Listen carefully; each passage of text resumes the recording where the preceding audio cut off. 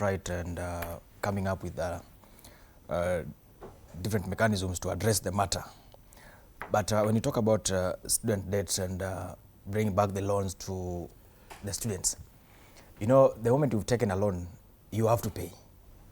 It doesn't matter whether you will get the job or something, you have to pay. Mm-hmm. So then, as we get into this conversation about student debt and putting the loan burden on the students, then we must also be conversing around the employment issue.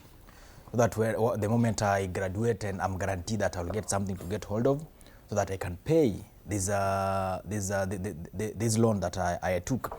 If you look at the dailies here, is saying that the loan will reverse that back to the boom time.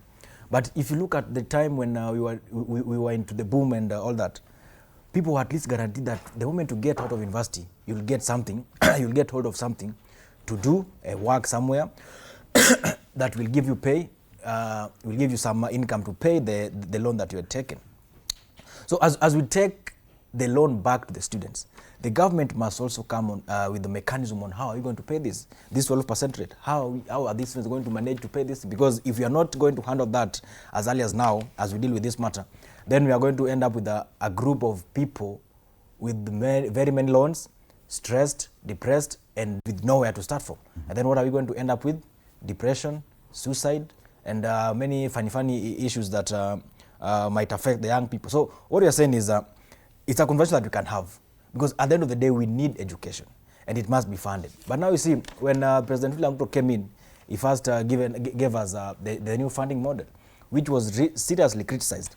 And it is the same students that went to the streets and said, but this thing cannot work for us. Mm-hmm. Parents raised their issues, their concerns on matters of the banding and all that. But nothing much was done. The president even gave out a budget for young people to go around the country do public participation. But until then, until now, we've not seen the report. We don't know what they discussed, what was agreed, and the way forward has never been shared. So now we are talking about another looming financial burden to the same students. So I think the issue of education, the president needs to get clear on it. Yes. And all stakeholders must be brought on board. Both the students, the parents, the teachers, and everybody who is interested in that sector. So that at the end of the day, we have an agreement. How are we going to handle this matter? But at least the president was true on this. He said, yes, it will be fully funded. You do not have to worry about joining university. You just join because you've qualified. Anyone joining a tertiary institution does not join with the thought that you're not going to get work. It is always with an optimism that once you clear, you're going to get an opportunity to work. But now you know there's realities after you are done.